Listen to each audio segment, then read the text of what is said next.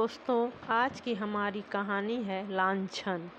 अगर संसार में ऐसा प्राणी होता जिसकी आंखें लोगों के हृदयों के भीतर घुस सकती, तो ऐसे बहुत कम स्त्री पुरुष होंगे जो उसके सामने सीधी आंखें करके ताक सकते। महिला आश्रम की जुगनू बाई के विषय में लोगों की धारणा कुछ ऐसी ही हो गई थी। वो बेपढ़ी लिखी, गरीब बूढ़ी औरत थी, देखने में बड़ी सरल, बड़ी हंसमुख, लेकिन जैसे किसी चतुर प्रूफरीडर की निगाह गलतियों ही पर जा पड़ती है, उसी तरह उसकी आंखें भी बुराइयों ही पर पहुंच जाती थी। शहर में ऐसी कोई महिला न थी जिसके विषय में दो चार लुकी छिपी बातें उसे न मालूम हो। उसका ठिगना स्थूल शरीर, सिर के खिचड़ी बाल, गोल मुंह, फुले फुले गाल, छोटी छोटी आंखें उसके स्वभाव की प्रखरता और तेजी पर पर्दा सा डाले रहती थी। लेकिन जब वह किसी की कुत्सा करने लगती तो उसकी आकृति कठोर हो जाती, आंखें फैल जाती और कंठ स्वर कर्कश हो जाता। उसकी चाल में बिल्लियों का सा संयम था, दबे पांव धीरे धीरे चलती, पर शिकार की आहट पाते ही जस्त मारने को तैयार हो जाती थी। उसका काम था महिला आश्रम में महिलाओं की सेवा टहल करना, पर महिलाएं उसकी सूरत से कांपती थीं। उसका आतंक था कि ज्यों ही वो कमरे में कदम रखती, ओठों पर खेलती हुई हंसी जैसे रो पड़ती थी। चहकने वाली आवाज़ें जैसे बुझ जाती थीं, मानो उनके मुख पर लोगों को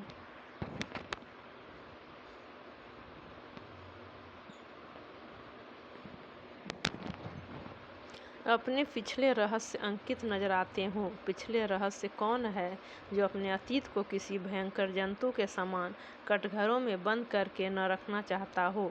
धनियों को चोरों के भय से निद्रा नहीं आती, मानियों को उसी भांति मान की रक्षा करनी पड़ती है। वह जंतु जो पहले कीट के समान अल्पाकार रहा होगा, दिनों के साथ दीर्घ और सबल होता जाता है, यहाँ तक कि हम उसकी याद ही से कांप उठते हैं। और अपने ही कारनामों की बात होती तो अधिकांश देवियां जुगनू को दुत्कारती, पर यहाँ तो मैके और ससुराल, ननियाल, ददियाल, फुफियाल और मौसियाल, चारों ओर की रक्षा करनी थी। और जिस किले में इतने द्वार हों, उसकी रक्षा कौन कर सकता है? वहाँ तो हमला करने वाले के सामने मस्तक झुकाने में ही कुशल हैं। जुगनू के दिल में हजारों मुर्दे गड़े पड़े थे और वह जरूरत पड़ने पर उन्हें उखाड़ दिया करती थी। जहाँ किसी महिला ने दून की ली या शान दिखाई, वहाँ जुगनू की त्योरियां बदलीं। उसकी एक कड़ी निगाह अच्छे अच्छे को दहला देती थी। मगर यह बात न थी कि स्त्रियां उससे घृणा करती हों, नहीं, सभी बड़े चाव से उससे मिलती और उसका आदर सत्कार करती। अपने पड़ोसियों की निंदा सनातन से मनुष्य के लिए मनोरंजन का विषय रही है और जुगनू के पास इसका काफ़ी सामान था। नगर में इंदुमती महिला पाठशाला नाम का एक लड़कियों का हाई स्कूल था। हाल में मिस खुर्शेद उसकी हेड मिस्ट्रेस होकर आई थीं। शहर में महिलाओं का दूसरा क्लब न था। मिस खुर्शेद एक दिन आश्रम में आईं।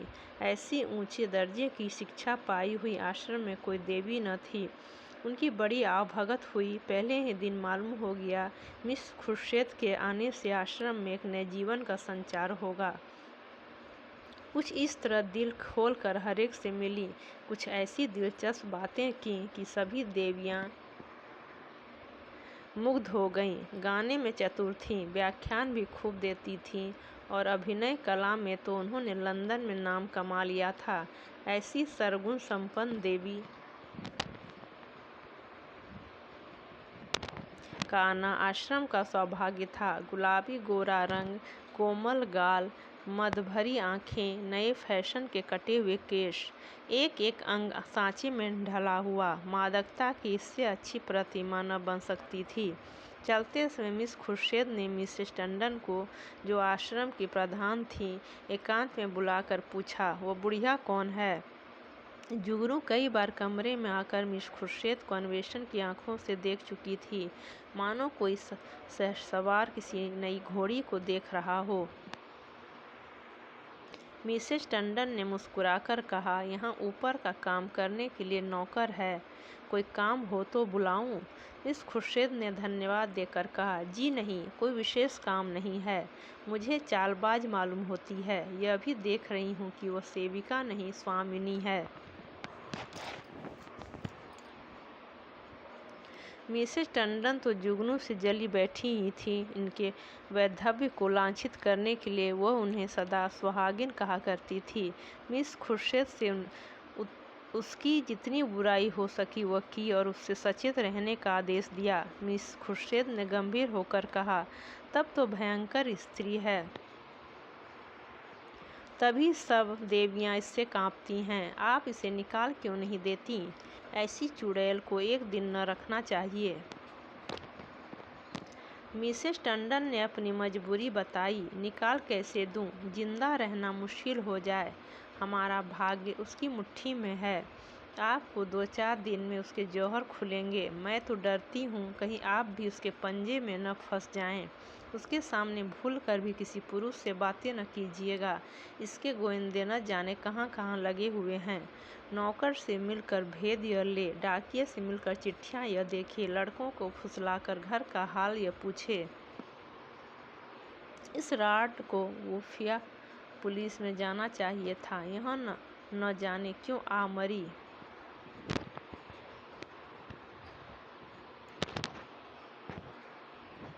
मिस खुर्शीद चिंतित हो गईं, मानो इस समस्या को हल करने की फिक्र में हो। एक क्षण बाद बोली, अच्छा, मैं इसे ठीक करूंगी। अगर न निकाल दूं तो कहना। मिसेस टंडन, निकाल देने ही से क्या होगा? उसकी जबान तो न बंद होगी। तब तो वो और भी निडर होकर कीचड़ फेंकेगी। मिस खुर्शीद ने निश्चिंत स्वर में कहा, मैं उसकी जबान भी बंद कर दूंगी बहन। आप देख लीजिएगा, टके की औरत यहाँ बादशाहत कर रही है। मैं यह बर्दाश्त नहीं कर सकती। वह चली गई तो मिसेस टंडन ने जुगनू को बुलाकर कहा, इस नई मिस साहब को देख, यहाँ प्रिंसिपल हैं। जुगनू ने द्वेष भरे हुए स्वर में कहा, आप देखें, मैं ऐसी सैकड़ों छोकरियाँ देख चुकी हूँ।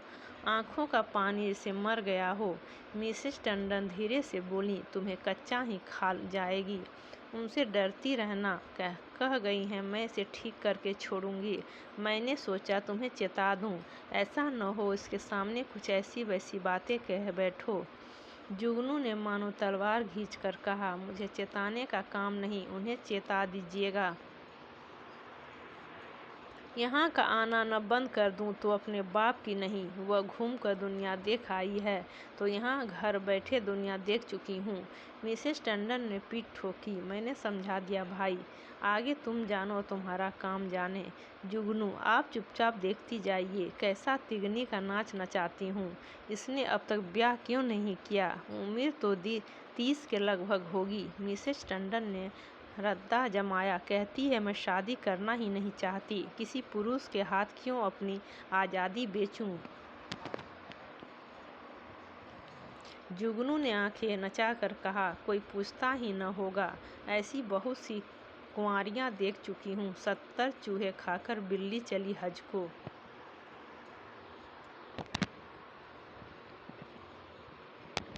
और कई लौंडियां आ गईं और बात का सिलसिला बंद हो गया।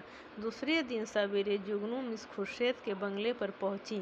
मिस खुर्शीद हवा खाने गई हुई थी। खानसामा ने पूछा, कहाँ से आती हो?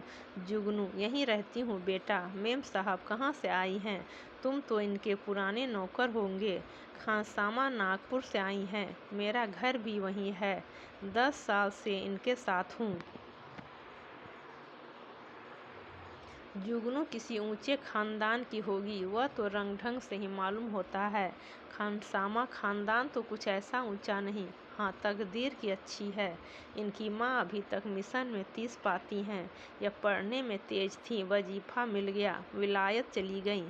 बस तकदीर खुल गई। अब तो अपनी माँ को बुलाने वाली हैं, लेकिन वह बुढ़िया शायद ही आए। यह गिरजे विरजे नहीं जाती, इससे दोनों में पड़ती नहीं। जुगनू, मिजाज की तेज मालूम होती हैं। खानसामा, नहीं, यूँ तो बहुत नेक है, गिरजे नहीं जाती। तुम क्या नौकरी की तलाश में हो? करना चाहो तो कर लो, एक आया रखना चाहती हैं? जुगनू: नहीं बेटा, मैं अब क्या नौकरी करूँगी। इस बंगले में पहले जो मेम साहब रहती थीं वह मुझ पर बड़ी निगाह रखती थीं। मैंने समझा चलूँ नई मेम साहब को आशीर्वाद दे आऊँ।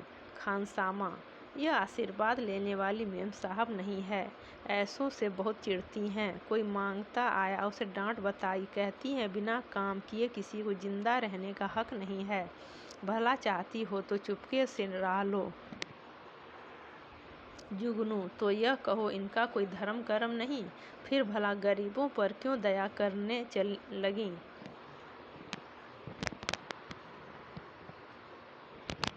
जुगनू को अपनी दीवार खड़ी करने के लिए काफ़ी सामान मिल गया। नीच खानदान की है, माँ से नहीं पटती, धर्म से विमुख है। पहले धावे में इतनी सफलता कुछ कम न थी। चलते चलते खानसामा से इतना और पूछा, इनके साहब क्या करते हैं? खानसामा ने मुस्कुराकर कहा, इनकी तो अभी शादी ही नहीं हुई, साहब कहाँ से होंगे? जुगनू ने बनावटी आश्चर्य से कहा, अरे अब तक ब्याह ही नहीं हुआ? हमारे यहाँ तो दुनिया हंसने लगे। खानसामा: अपना अपना रिवाज है, इनके यहाँ तो कितनी ही औरतें उम्र भर ब्याह नहीं करती। जुगनू ने मार्मिक भाव से कहा, ऐसी कुंवारियों को मैं बहुत देख चुकी। हमारी बिरादरी में कोई इसे तनो रहे तो थोड़ी थोड़ी हो जाए, मुदा इनके यहाँ जो जी में आवे करो, कोई नहीं पूछता। इतने में मिस खुर्शीद आ पहुँची। गुलाबी जाड़ा पहने लगा था। मिस साहब साड़ी के ऊपर ओवरकोट पहने हुए थीं, एक हाथ में छतरी थी, दूसरे में छोटे कुत्ते की जंजीर। प्रभात की शीतल वायु में व्यायाम ने कपोलों को ताज़ा और मुर्ख कर दिया था। जुगनू ने झुककर सलाम किया, पर उन्होंने उसे देखकर भी न देखा। अंदर जाते ही खानसामा को बुलाकर पूछा, यह औरत क्या करने आई है? खानसामा ने जूते का फीता खोलते हुए कहा, भिखारिन है हुजूर, पर औरत समझदार है। मैंने कहा यहाँ नौकरी करेगी तो राजी नहीं हुई। पूछने लगी, इनके साहब क्या करते हैं? जब मैंने बता दिया तो इसे बड़ा ताज्जुब हुआ और होना ही चाहे। हिंदुओं में तो दूध मुँहे बालकों तक का विवाह हो जाता है। खुर्शीद ने जांच की और क्या कहती थी? और तो कोई बात नहीं हुजूर।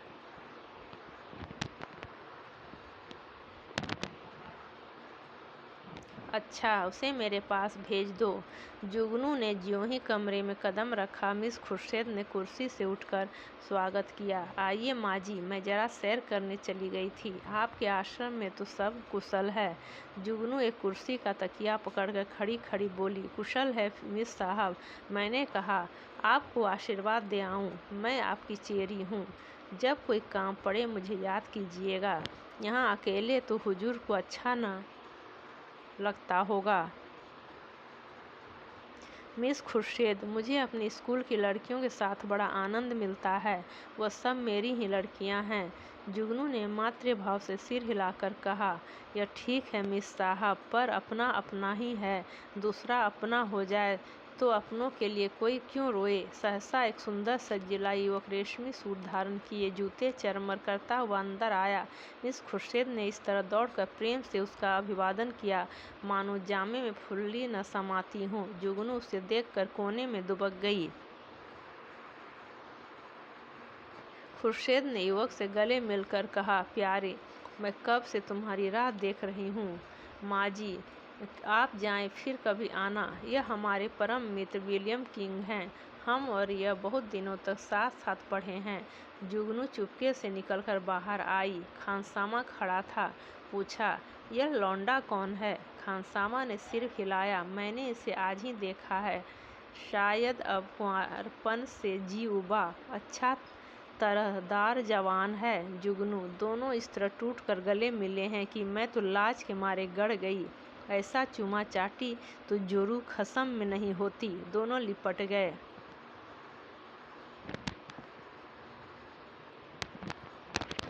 लौंडा तो मुझे देखकर कुछ झिझकता था, पर तुम्हारी मिस साहब तो जैसे मतवाली हो गई थी। खानसामा ने मानो अमंगल के आभास से कहा, मुझे तो कुछ बेढप मामला नजर आता है। जुगनू तो यहाँ से सीधे मिसेज टंडन के घर पहुंची। इधर मिस खुर्शीद और युवक में बातें होने लगीं। मिस खुर्शीद ने कहा मार कर कहा, तुमने अपना पार्ट खूब खेला लीला। बुढ़िया सचमुच चौंधिया गई। लीला, मैं तो डर रही थी कि कहीं बुढ़िया भांप न जाए। मिस खुर्शीद, मुझे विश्वास था वो आज जरूर आएगी। मैंने दूर ही से उसे बरामदे में देखा और तुम्हें सूचना दी।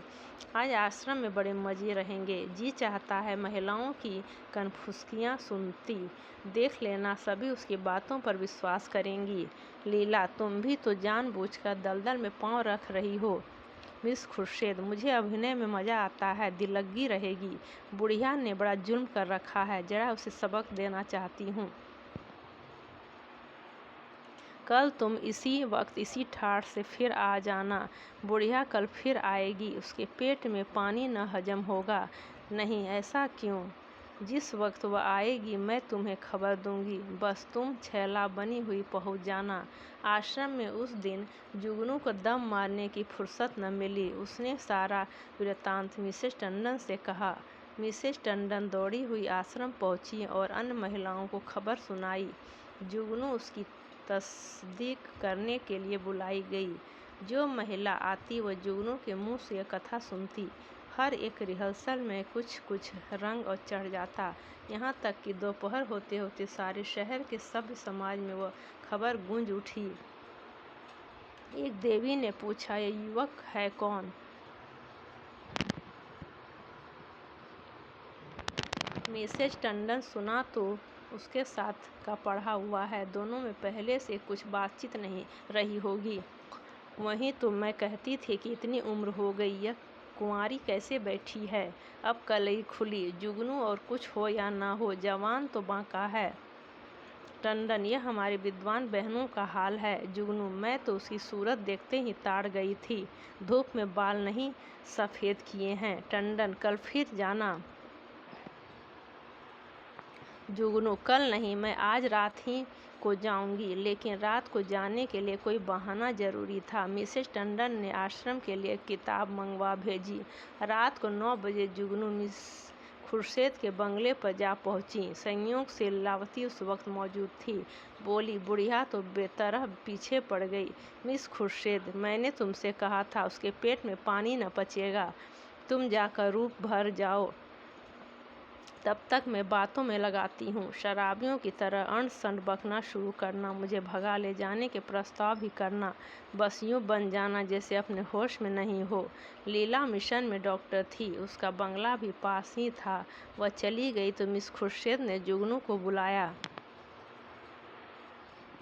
जुगनू ने एक पुर्जा उसको देकर कहा, मिसेज टंडन ने यह किताब मांगी है। मुझे आने में देर हो गई। मैं इस वक्त आपको कष्ट न देती, पर सवेरे ही वो मुझसे मांगेगी। हजारों रुपये महीने की आमदनी है मिस साहब, मगर एक एक कौड़ी दांत से पकड़ती हैं। इनके द्वारे पर भिखारी को भीख तक नहीं मिलती। मिस खुर्शीद ने पुर्जा देखकर कहा, इस वक्त तो यह किताब नहीं मिल सकती। सुबह ले जाना। तुमसे कुछ बातें करनी है। बैठो, मैं अभी आती हूँ। वह पर्दा उठाकर पीछे के कमरे में चली गई और वहाँ से कोई 15 मिनट में एक सुंदर रेशमी साड़ी पहने, इत्र में बसी हुई, मुंह पर पाउडर लगाए निकली। जुगनू ने उसे आंखें फाड़ कर देखा। ओहो, यह श्रृंगार! शायद इस समय वह लौंडा आने वाला होगा, तभी यह तैयारियां हैं। नहीं, सोने के समय कुंवारियों को बनाव सवार की क्या जरूरत।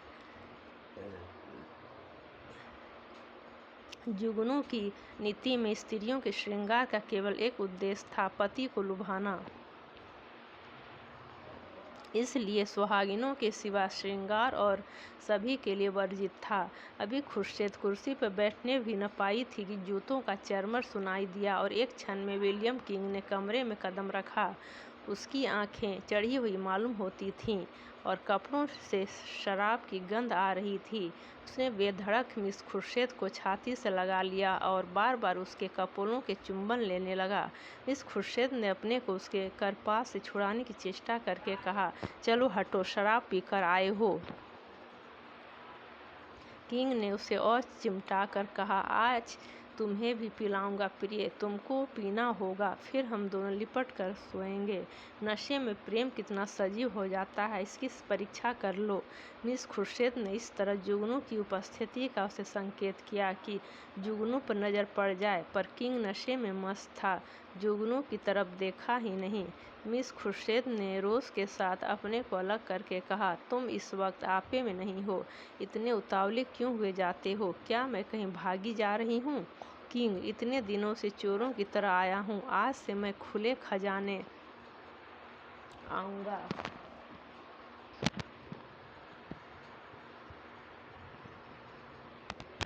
खुर्शीद, तुम तो पागल हो रहे हो, देखते नहीं हो कमरे में कौन बैठा हुआ है? किंग ने हकबका कर जुगनू की तरफ देखा और झिझक कर बोला, यह बुढ़िया यहाँ कब आई? तू यहाँ क्यों आई बुढ़ी शैतान की बच्ची? यहाँ भेद लेने आती है, हमको बदनाम करना चाहती है? मैं तेरा गला घोट दूंगा। ठहर, भागती कहाँ है? मैं तुझे जिंदा न छोड़ूंगा। जुगनू बिल्ली की तरह कमरे से निकली और सिर पर पाँव रखकर भागी। उधर कमरे से कह उठकर छत को हिलाने लगे। जुगनू उसी वक्त मिसेस टंडन के घर पहुंची। उसके पेट में बुलबुले उठ रहे थे, पर मिसेस टंडन सो गई थीं। वहां से निराश होकर उसने कई दूसरे घरों की कुंडी खटखटाई, पर कोई द्वार न खुला और दुखिया को सारी रात इसी तरह काटनी पड़ी, मानो कोई रोता हुआ बच्चा गोद में हो। प्रातःकाल वह आश्रम में जा कूदी। कोई आधा घंटे में मिसेस टंडन भी आई। उन्हें देखकर उसने मुंह फेर लिया। मिसेस टंडन ने पूछा, रात क्या तुम मेरे घर आई थी? इस वक्त मुझसे महाराज ने कहा। जुगनू ने विरक्त भाव से कहा, प्यासा ही तो कुएं के पास जाता है, कुआं थोड़े ही प्यासे के पास आता है। मुझे आग में झोंक कर आप दूर हट गईं, भगवान ने मेरी रक्षा की, नहीं कल जान ही गई थी। मिसेस टंडन ने उत्सुकता से कहा, क्या कुछ कहो तो, मुझे तुमने जगा क्यों न लिया? तुम तो जानती हो मेरी आदत सवेरे सो जाने की है, महाराज ने घर में घुसने ही न दिया, जगह कैसे लेती? आपको इतना तो सोचना चाहिए था कि वो वहाँ गई है तो आती होगी, घड़ी भर बाद ही सोती तो क्या बिगड़ जाता, पर आपको किसी की क्या परवाह?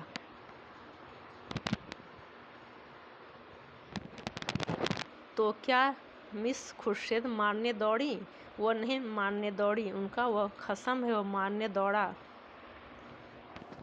लाल आंखें निकाल आया और मुझसे कहा कि निकल जा। जब तक मैं निकलूं तब तक हंटर खींचकर दौड़ ही तो पड़ा। मैं सिर पर पाँव रखकर न भागती तो चमड़ा उधेड़ डालता और राड बैठी तमाशा देखती रही। दोनों में पहले से सधी बधी थी। ऐसी उल्टाओं का मुंह देखना पाप है। बेसवा भी इतनी निर्लज न होगी। जरा देर में और देवियाँ आ पहुँची। वृतांत सुनने के लिए सभी उत्सुक हो रही थीं। जुगनू की कैंची अविश्रांत रूप से चलती रही। महिलाओं को इस वृत्तांत में इतना आनंद आ रहा था कि कुछ न पूछो। एक एक बात को खोद खोद कर पूछती थी। घर के काम धंधे भूल गए, खाने पीने की सुधि भी न रही और एक बात सुनकर उनकी तृप्ति न होती थी। बार बार वही कथा नए आनंद से सुनती थीं। मिसेस टंडन ने अंत में कहा, हमें आश्रम में ऐसी महिलाओं को लाना अनुचित है। आप लोग इस प्रश्न पर विचार करें। मिसेस पांड्या ने समर्थन किया, हम आश्रम को आदर्श से गिराना नहीं चाहते। मैं तो कहती हूँ ऐसी औरत किसी संस्था की प्रिंसिपल बनने के योग्य नहीं। मिसेस बांगड़ा ने फरमाया, जुगनू बाई ने ठीक कहा था, ऐसी औरत का मुंह देखना भी पाप है, उसे साफ कर देना चाहिए। आप यहाँ तशरीफ़ न लावें। अभी एक खिचड़ी पक रही थी कि आश्रम के सामने एक मोटर आकर रुकी। महिलाओं ने सिर उठा उठा कर देखा। गाड़ी में मिस खुर्शीद और विलियम किंग बैठे हुए थे। जुगनू ने मुंह फैलाकर हाथ से इशारा किया, वही लौंडा है। महिलाओं का संपूर्ण समूह चीख के सामने आने के लिए विकल हो गया।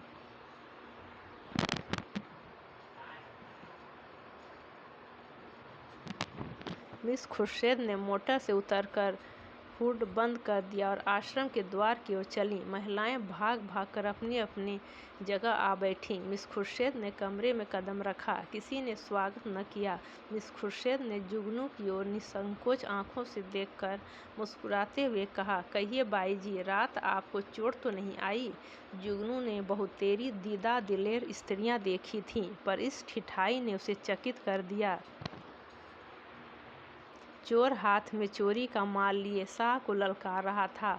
जुगनू ने ऐंठ कर कहा, जी न भरा हो तो अब पिटवा दो, सामने ही तो है खुर्शीद। वह इस वक्त तुमसे अपना अपराध क्षमा कराने आए हैं। रात वह नशे में थे। जुगनू ने मिसेस टंडन की ओर देखकर कहा, और आप भी तो कुछ कम नशे में नहीं थीं। खुर्शीद ने व्यंग समझकर कहा, मैंने आज तक कभी नहीं पी, मुझ पर झूठा इल्जाम मत लगाओ। जुगनू ने लाठी मारी, शराब से भी बड़ी नशे की चीज़ है कोई, वह उसी का नशा होगा। उन महाशय को पर्दे में क्यों ढक दिया? देवियां भी तो उनकी सूरत देखती। मिस खुर्शीद ने शरारत की, सूरत तो उनकी 1,00,000-2,00,000 में एक है। मिसेस टंडन ने आशंकित होकर कहा, नहीं, उन्हें यहाँ लाने की जरूरत नहीं, आश्रम को हम बदनाम नहीं करना चाहते। मिस खुर्शीद ने आग्रह किया, मामले को साफ करने के लिए उनका आप लोगों के सामने आना जरूरी है। एक तरफा फैसला आप क्यों करती हैं? मिसेस टंडन ने टालने के लिए कहा, यहाँ कोई मुकदमा थोड़े ही पेश है। मिस खुर्शीद, वाह, मेरी इज्जत में बट्टा लगा जा रहा है और आप कहती हैं कोई मुकदमा नहीं है। मिस्टर किंग आएंगे और आपको उनका बयान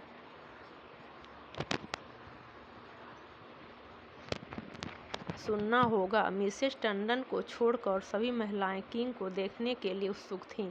किसी ने विरोध न किया। खुर्शीद ने द्वार पर आकर ऊंची आवाज़ से कहा, तुम जरा यहाँ चले आओ।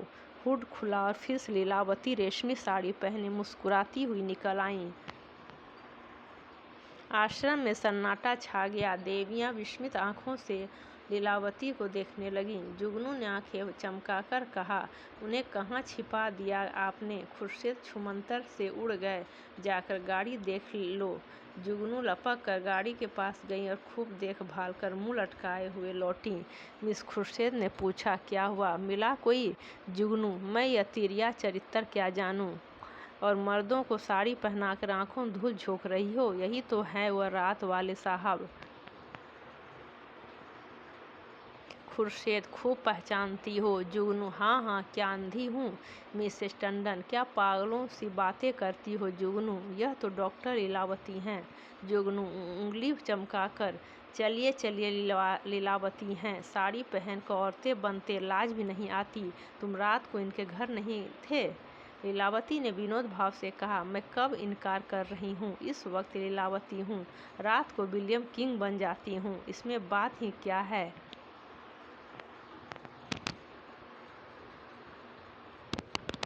देवियों को अब यथार्थ की लालिमा दिखाई दी। चारों तरफ कह कहे पड़ने लगे।